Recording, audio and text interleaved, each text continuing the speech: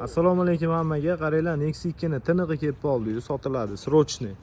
Ko'ringlarchi, bitta mashinani birinchi mashinani, lekin sostoyaniyasi o'ta ham tiniq holatda turibdi. Ichiga jicha mehr talab ekan. Agar o'zingiz uchun minadigan bo'lsangiz, chexol polilarini bitta qaratib olasiz, yengil, lekin mashina tiniq. Mo kriloda kraskasi bor ekan. Keyin bu taraf krilosida kraskasi bor ekan. Balonlari yaxshi holatda. Ichlari ham cho'tki turibdi, lekin mana torpedkalari. Prosta chexolni almashtirib olish kerak ekan. Gazlari bor. Aylari unaqa chirib netib ketmagan, zapaskasi ham bor ekan. Lekin mashina yiliga qaraganda tiniq ekan. Stok holatda turibdi, qaranglar mashinani.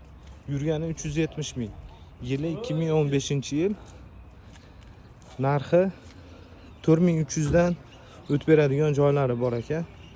Bemalol telefon qilaverasizlar. Qaranglar, mashina tiniq, operativniy mashina, Nexia 2 legenda. Bosinglar akalar.